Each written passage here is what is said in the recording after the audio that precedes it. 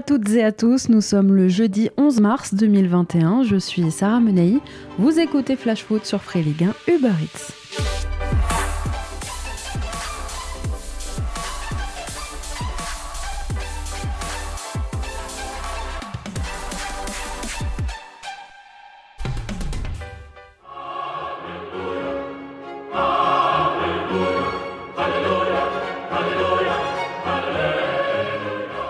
Il porte bien son nom, Sam Keylor. Aujourd'hui, les Parisiens peuvent lui dire merci à Navas. Comme quoi ça compte d'avoir un bon gardien et Paris l'a enfin trouvé. Je vous parlais de lui il y a quelques semaines comme étant probablement le meilleur investissement du PSG ces dernières années. Il l'a encore prouvé hier soir. Grand gardien et grand homme qui a dédié le pénalty de Messi qu'il a arrêté à son coéquipier Sergio Rico, actuellement auprès de sa famille. Sans Navas, hier soir, le score aurait pu être bien différent. Et ce qu'on peut dire aujourd'hui, c'est que Paris aime décidément jouer à se faire peur. Ça devient vraiment une souffrance que de supporter cette équipe, mais vraiment... Oui, ça doit être épuisant d'être supporter parisien. Une question aujourd'hui, est-ce que le fait d'avoir tenu face à un très bon Barça hier soir prouve finalement que ce PSG a bien changé, que cette équipe a mûri, qu'elle est plus sûre d'elle ? Ou au contraire, est-ce qu'au vu de la performance fébrile d'hier soir, on ne se poserait pas la question de savoir si les Parisiens, qui pouvaient définitivement tourner une page, celle de la peur, ont finalement manqué l'occasion de le faire ? Question de point de vue, un constat déjà plus calme et confiant, non, ils ne le sont pas 4 ans après, à l'image du match de Layvin Kurzawa que Pochettino a mis un peu de temps à remplacer. En revanche, il est certain qu'alors que le PSG aurait pu sombrer hier soir, eh bien, il a finalement tenu. Score final 1-1 et résultat, Paris s'est qualifié pour la 7e fois de son histoire en quart de finale de la Ligue des Champions. Oui, le résultat est là, mais je vous le disais, Paris a souffert. Dans le contenu, les fantômes du passé semblaient encore là, présents dans les esprits de certains hier soir au Parc des Princes, avec 4 buts inscrits à l'aller à l'extérieur en jouant hier à domicile. Comment est-ce possible de faire une telle entame avec les jambes qui tremblent ? Je veux bien qu'on arrête de vous parler, messieurs, de la remontada, mais comment ne pas y penser hier quand on a vu le début de match des Parisiens ? Qu'on le veuille ou non, ça marque un club. Hier soir, c'était plus le PSG version Tuchel, voire version Emery, que le PSG version Pochettino. Et on a eu peur, je vous avoue que le scénario se répète. Les Parisiens ont subi des vagues successives. Déjà 10 tirs catalans en 25 minutes de jeu, dont 9 cadrés sur toute la première période. Un record dans la compétition. Ousmane Dembélé a été intenable. Heureusement pour les Parisiens qu'il n'ait pas été plus tueur devant le but, qu'il ait manqué de tranchant. Le travail de l'ombre d'Antoine Griezmann aussi a beaucoup compté. Contre le cours du jeu, finalement, c'est pourtant Kylian Mbappé qui a ouvert le score sur penalty pour Paris. Voir ces trois-là en forme à 3 mois de l'Euro, quand on est supporter des Bleus, ça fait bien plaisir. À Paris, vous l'aurez compris, on se pose encore la question de savoir si la plaie de la remontada et même du match de Manchester United est totalement refermée. En tout cas, de son côté, le Barça va mieux et on ne sait pas si c'était le dernier match de Lionel Messi en Ligue des Champions avec ce maillot-là sur le dos, mais quel but que celui que l'Argentin nous a offert, son 120e dans la compétition, même s'il a plus tard raté, je vous le disais, son face-à-face avec Navas sur penalty. Et puis c'est donc confirmé, maintenant, on aura des quarts de finale de Ligue des Champions sans les deux monstres, sans Cristiano, sans Messi, et c'est un petit événement en soi puisque ça n'était plus arrivé depuis 15 ans.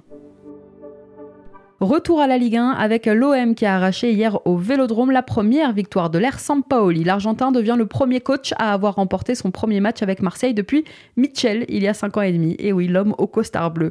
Marseille, avec un 5-3-2 assez inédit au coup d'envoi, souffrait mais montrait déjà plus de mouvement, plus de pressing que ces dernières semaines, avec 3 centraux et Leonardo Balerdi qui retrouvait une place de titulaire, une paire de récupérateurs avec Bouba Kamara, encore très bon hier soir, et Saïfedine Khaoui, Dimitri Payet, 3e milieu, et un Lirola côté droit plus bas pour permettre aux latéraux rennais de sortir et de laisser plus d'espace aux attaquants marseillais. Ils étaient 2 hier soir au coup d'envoi, Florian Thauvin et Arek Milik. Pas de révolution, mais des ajustements et des changements en cours de jeu déjà payants pour Sampaoli. Le remplacement de Khaoui par Enrique, celui de Milik par Benedetto et enfin celui de Payet par Cuisance en fin de rencontre amenait le but marseillais. Benedetto pour la petite louche, Enrique pour le centre et Cuisance à la finition.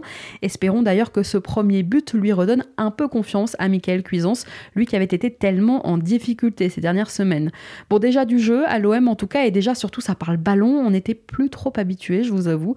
Premier clean sheet au Vélodrome depuis un an.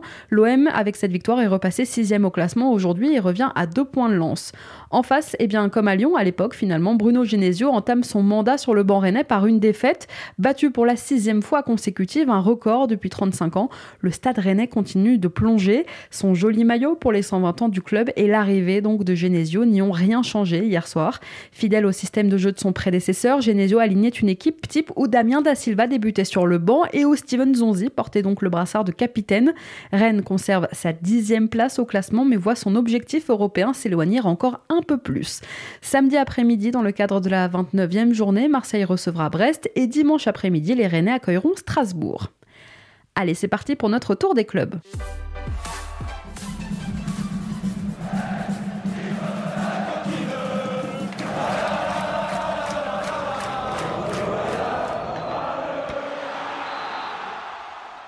On commence par Brest, justement, puisqu'on a appris aujourd'hui que Franck Honora pourrait manquer le déplacement à Marseille.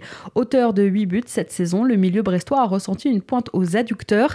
Ça risque d'être difficile pour samedi. Voilà le mot ce matin d'Olivier Dalloglio en conférence de presse. Christophe Herrel, de son côté, va mieux. Le défenseur brestois, diminué par un problème à un genou, devrait retrouver le chemin de l'entraînement en cette fin de semaine. À Angers, face à la crise financière, joueurs et encadrement du club ont trouvé un accord cette semaine sur des baisses de salaire allant de 10 à 30% pour la fin de saison. Je vous en parlais la semaine dernière, des accords similaires ont déjà été conclus à Lyon, à Lens ou même à Reims et sont ces discussions dans la plupart des clubs de Ligue 1 en cours. Après avoir perdu près de 12 millions d'euros l'an dernier à cause de la fin prématurée du championnat, le SCO prévoit cette saison de perdre à nouveau 18 millions d'euros après le fiasco des droits télé et la prolongation des mesures de huis clos. Aujourd'hui, l'avenant à chaque contrat signé à Angers devrait permettre au club d'économiser près de 2 millions d'euros. Un point commun entre les Girondins de Bordeaux et le Barça. Comment ça, vous ne voyez pas ? Bon, bientôt le même sponsor. Les Girondins ont signé un partenariat pour les 2 prochaines saisons avec Cupra, qui appartient au groupe automobile Seat. Le constructeur espagnol s'affichera sur la manche du maillot des joueurs de l'équipe en Ligue 1 jusqu'à la fin de saison prochaine. C'est la première fois que la marque espagnole s'implante dans un club de foot français. La marque livrera prochainement des véhicules de sa gamme aux joueurs bordelais. Et je parlais de Barcelone parce que Cupra est aussi depuis 1 an et demi associé au Barça. Puisqu'on parle de Bordeaux, pour endiguer la spirale négative du moment, les Girondins ont rendez-vous dimanche après-midi à Gaston Gérard sur la pelouse de la Lanterne Rouge dijonnaise. Pour cette rencontre, David Linares va récupérer Aboubacar Kamara. L'attaquant du DFCO fera son retour dans le groupe après avoir purgé donc un match de suspension. Arrivé cet hiver en Bourgogne pour renforcer une attaque amorphe, le Français prêté par Fulham jusqu'à la fin de la saison n'a pas encore ouvert son compteur de buts en Ligue 1. À Lens, il est un élément important de l'effectif de Francaise, tout autant qu'il est au sein de sa sélection, la République démocratique du Congo. Pourtant, Gaël Kakuta ne participera pas au prochain match de la RDC. Le sélectionneur des Léopards, Christian Nsengi, a dévoilé hier une liste élargie de 40 joueurs, 31 appelés et 9 réservistes pour les 2 prochaines rencontres de qualification pour la CAN 2021. Gaël Kakuta, blessé récemment au bassin, n'y figure pas.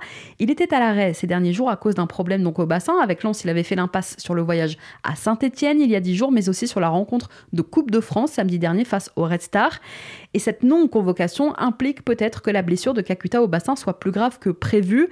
Sinon, on ne voit pas trop comment Nsengi pourrait se passer d'un joueur ayant marqué déjà 9 buts et délivré 4 passes D en 26 matchs de Ligue 1 cette saison. À la fin du mois, la RDC doit affronter le Gabon et la Gambie dans les cadres donc des éliminatoires de la CAN. À Lille, maintenant, bonne nouvelle pour Christophe Galtier qui récupère Burak Yilmaz. Blessé au mollet il y a quasiment 2 mois maintenant et déjà présent à l'entraînement collectif la semaine dernière avec des séances quand même adaptées, eh bien l'attaquant turc fait de nouveau entièrement partie du groupe. Yilmaz pourrait faire son grand retour pour le déplacement important à Monaco dimanche. Je vous en dirai plus demain puisque Christophe Galtier devrait s'exprimer sur le sujet en conférence de presse. Et puis, programmation surprenante, c'est le moins que l'on puisse dire pour son choc face au Paris Saint-Germain en 8e de finale de Coupe de France, puisque la rencontre est prévue mercredi prochain à 14h. Milieu de semaine, début d'après-midi, encore une belle visibilité pour une affiche pourtant entre le premier et le deuxième du championnat. Quelques nouvelles de l'infirmerie lorientaise maintenant. Thomas Monconduit et Armand Lorienté ont tous les deux repris l'entraînement cette semaine après avoir déclaré forfait pour le match de Coupe de France au Puy samedi dernier. Jonathan Delaplace devra lui attendre la semaine prochaine avant de retrouver ses partenaires. Thiago Ilori et Jérémy Morel sont aussi toujours en soins et d'ores et déjà forfaits pour la venue de Nice dimanche après-midi au Moustoir. On continue notre tour des clubs dans un instant, mais avant ça, c'est l'heure de notre déclat du jour. Elle est signée Nasser El Khelaifi. C'est mon cœur qui parle. Et vous avez un chef d'espoir qui est une retenue.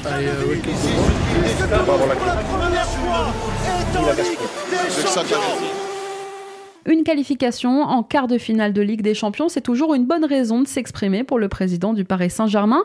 Hier soir au Parc des Princes, après donc la qualif des Parisiens, Nasser a fait un point sur son état d'esprit, mais aussi sur l'avenir de Neymar et de Kylian Mbappé. Écoutez-le. Pour moi, toujours quand tu qualifies pour la quart de finale de la Ligue des Champions, je pense que la fierté elle est là. Pour moi, j'ai oublié au moins qu'est-ce qui se passe 4 ans. Aujourd'hui aussi plus qu'avant. Mais vraiment c'est l'histoire, bien sûr, ça doit rester. Mais pour moi, c'est la telle histoire. On a joué, on a sorti le Grand Barcelone. On est très contents. Vous connaissez toujours ma dernière question. Il y a tous les supporters qui vous regardent. Neymar était dans les tribunes. Il y avait Mbappé sur le terrain. Est-ce que les deux dossiers avancent? Est-ce que vous êtes optimiste? Est-ce que ça sera bientôt officiel pour Neymar notamment? Les deux Parisiens, toujours ils vont rester Parisiens. Confiant donc le président du PSG. À 1 an de la fin de leur contrat, Paris pousse toujours pour prolonger ses deux stars. Si la prolongation de Neymar est quasiment bouclée, celle du champion du monde français ne l'est pas encore. Courtisé par le Real Madrid, entre autres, Kylian Mbappé semble toujours en pleine réflexion. Allez, on reprend notre tour des clubs, direction Lyon. L'OL confronté à un énorme casse-tête qui concerne la prochaine trêve internationale. Si la CONMEBOL, la Confédération sud-américaine, a réglé le problème pour Lucas Paqueta et Bruno Guimaraes en reportant les matchs de qualif de la zone Am Sud, de nombreux autres internationaux de l'OL pourraient manquer le choc de Ligue 1 face à Lens programmé le premier week-end d'avril. Du fait des consignes sanitaires actuelles et de la difficulté d'obtenir des dérogations pour éviter la semaine d'isolement, c'est jusqu'à 17 joueurs de l'effectif lyonnais qui sont concernés. Les internationaux africains, Kadewere, Toko Ekambi, Cornet, Slimani, Ben Lamri et Diomandé, par exemple, devraient être appelés par leur sélection pour conclure leur qualification à la CAN 2021. Une situation qui inquiète Rudy Garcia. En Première Ligue, par exemple, plusieurs entraîneurs menacent d'ailleurs de ne pas libérer leurs internationaux par peur de la quarantaine. À Lyon, comme le rapportent nos confrères de l'équipe aujourd'hui, Juninho se serait d'ailleurs saisi du problème à bras-le-corps, prenant directement contact notamment avec le sélectionneur de la Côte d'Ivoire, Patrice Baumel, pour trouver ensemble rapidement des solutions. Les joueurs sont censés partir en sélection dans 10 jours maintenant. Et puis une autre info qui concerne indirectement l'OL, on a appris cette semaine que Fares Balouli s'était engagé avec un club de 3e division ukrainienne, le FC Metal Kharkiv. À 25 ans seulement, l'ancien grand espoir de l'OL n'a pas la trajectoire attendue. Balouli était sans club depuis août dernier après son départ du Sporting Club de Lyon, pensionnaire de National. Dimanche, dans le cadre de la 29e journée de Ligue 1, Frédéric Antonetti va devoir composer sans plusieurs de ses joueurs sur la pelouse du RC Lens. Après les suspensions du gardien Alexandre Oukidja, de Fabien Santonze et du défenseur central Kiki Kouyaté, le club lorrain doit se passer aussi de Warren Chimbembe. Le milieu de terrain est touché au niveau du ménisque. Déjà forfait à Valenciennes lors de la victoire des Grenats en 16e de finale de Coupe de France, il va devoir se faire opérer. On lui souhaite évidemment un très bon rétablissement. À Monaco, un rookie rejoint l'écurie de Jorge Mendes. Formé à Porto, le jeune Thiago Ribeiro, qui a rejoint les U19 de l'ASM il y a 2 ans et demi et qui évolue aujourd'hui avec l'équipe réserve monégasque, a tapé dans l'œil de Polaris Sport, la société de management de Jorge Mendes, qui vient donc d'officialiser l'arrivée du joueur dans ses rangs. 18 ans et déjà le même agent que CR7, ça promet. Montpellier se déplace dimanche à 13h à Nîmes pour un derby toujours très attendu. Après leur coup d'éclat samedi dernier en posant devant les Costières, des supporters montpelliérains, les Armata Ultra, ont lancé un appel. Malgré le huis clos, ils étaient 400 à s'être réunis déjà fin septembre pour le match que le MHSC a perdu à la Mosson. Et les Ultras veulent faire aussi bien pour ce derby aux Costières. Ils se donnent donc rendez-vous dimanche 9h30 devant l'Hôtel Mercure de Montpellier, où les joueurs de Michel Derzakarian feront leur mise au vert. Mais ils ne pourront pas accompagner leurs joueurs aux Costières puisqu'un arrêté préfectoral est tombé à midi.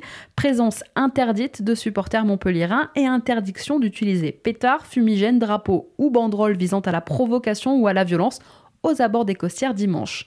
Et sachez que les Nîmois ont prévu eux aussi de soutenir leurs joueurs, puisque les supporters se sont donné rendez-vous d'abord samedi matin à la Bastide pour encourager leurs joueurs lors de leur dernier entraînement, avant de se réunir à nouveau dimanche matin sur le parvis des Costières pour accueillir le bus du Nîmes Olympique. Hier soir, au Vélodrome, encore une fois, Valère Germain sera resté sur le banc de touche. L'attaquant marseillais arrive en fin de contrat après 4 saisons décevantes du côté de Marseille. Il ne sera pas conservé par l'OM à l'issue de la saison. Une situation qui ferait les affaires d'un club, Nantes, qui a déjà essayé de faire venir Germain sur les bords de l'Erdre. Sur les tablettes des Canaries lors des 2 derniers mercatos, le joueur pourrait donc éventuellement rejoindre gratuitement les Canaries cet été, à condition évidemment que l'équipe se maintienne en Ligue 1. On reprend notre tour des clubs dans un instant, mais avant ça, on se cultive un petit peu. La Reco Culture Foot. La Reco Culture Foot. Culture Foot. Chaque semaine dans Flash Foot, on vous donne nos conseils, quoi lire, écouter ou regarder pour élargir votre horizon, étoffer votre culture foot. Aujourd'hui, je vous parle d'un documentaire consacré à la carrière de Michel Platini, diffusé il y a quelques jours sur Canal+. Nombreux sont ceux de ma génération qui ne connaissent Michel Platini que par ses fonctions de dirigeant. Le temps a, c'est vrai, atténué un peu la trace laissée par le joueur. Et pourtant, pendant près de 15 ans, de 1972 à 1987, Platini aura éclaboussé le football de son talent. Je pense que la vie est faite d'émotions. Entre les buts, entre l'injustice, la vie est faite d'émotions.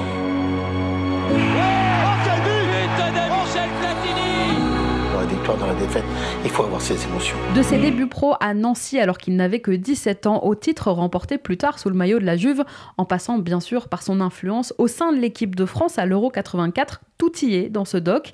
Et puis si sur le terrain Michel Platini était un véritable chef d'orchestre, il est aussi un témoin privilégié de l'évolution du foot vers un star system avec lequel le sport apprend à composer.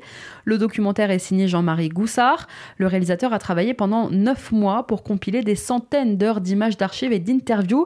L'archive, c'est la touche un peu vintage qui permet de comprendre les enjeux d'une époque que l'aura de Platini a dépassé depuis longtemps. Platini, le dernier romantique, je vous le conseille et c'est désormais disponible sur le service MyCanal. Allez, on reprend notre tour des clubs, direction Nice. Nice qui s'engage pour les sinistrés de la tempête Alex. Club solidaire depuis longtemps, les Aiglons ont annoncé avoir récolté plus de 30 000 € pour l'association Partageance, qui vient en aide donc aux sinistrés dans l'arrière-pays niçois depuis l'automne dernier. Pour récolter une telle somme, des maillots de joueurs niçois ont été vendus aux enchères et le chèque de 30 000 € a été remis cette semaine par le président des Aiglons, Jean-Pierre River. Grâce à cette initiative, des vêtements ont pu être distribués, du mobilier a pu être acheté et un petit pont a même pu être construit. Nous on dit bravo le gym. Retour sur le match entre le Paris Saint-Germain et le FC Barcelone. Sachez que des supporters parisiens ont tenté de troubler la nuit des joueurs du Barça à Paris la veille du match. Feu d'artifice à 4h du matin, alarme de l'hôtel déclenchée. Les Blaugrana ont passé une nuit agitée dans le 15e arrondissement de la capitale. Un supporter parisien a même loué une chambre dans l'hôtel des Barcelonais pour pouvoir y déclencher l'alarme incendie en pleine nuit. Le supporter en question a fini quand même au commissariat pour 5 heures de garde à vue et un rappel à la loi. Et puis il a semble-t-il quand même énervé les Catalans qui n'avaient mais alors pas l'air si fatigués hier soir sur la pelouse du parc. Faut pas énerver les gens. Laissez-les dormir. Et je voyais plein de trucs. Oui, c'est l'année de... Non. Faites attention quand même. Retour en Ligue 1 à Reims maintenant qui affrontera Lyon demain soir en ouverture de la 29e journée. L'infirmerie rémoise est vide, un seul joueur manquera à l'appel, il s'agit de Moreto Kasama, suspendu pour une accumulation de cartons jaunes. À Saint-Etienne, maintenant, dans le viseur de plusieurs clubs européens, Aymen Mouefek s'est vu proposer une prolongation de contrat. Formé chez les Verts, il est considéré cette saison comme l'une des grosses révélations. À 19 ans, Mouefek a réussi à attirer le regard des recruteurs du Borussia Mönchengladbach, de Salzbourg ou encore d'Anderlecht après seulement 12 apparitions en Ligue 1. Capable d'évoluer latéral, en charnière, mais aussi au milieu, le franco-marocain fait partie de cette génération de joueurs très polyvalents. Cette semaine, les Verts auraient donc proposé à leurs joueurs une prolongation de contrat 3 ans. Enfin, à Strasbourg, coup dur pour Thierry Laurey qui perd l'un de ses hommes en forme puisque le coach strasbourgeois va devoir se priver d'Alexander Djikou pour 1 mois. Sorti en cours de match contre Monaco il y a 10 jours, le défenseur international ghanéen souffre d'une lésion à l'adducteur. Djikou ratera au minimum les 2 prochaines rencontres du Racing contre Rennes dimanche puis contre Lens la semaine d'après, mais il manquera aussi les prochains rendez-vous en sélection. Fin mars, le Ghana doit se rendre en Afrique du Sud avant de recevoir Sao Tomé et Principe dans le cadre des qualifs pour la CAN toujours. On devrait en savoir plus évidemment lors de la conférence de presse de Thierry Laurey demain. Et nous, on recevra Alexander dans Flash Foot la semaine prochaine. Merci à tous d'avoir été avec nous, c'était Sarah Menei. Vous écoutiez Flash Foot, on se retrouve demain pour parler de ce qui sera déjà la 29e journée de Ligue 1.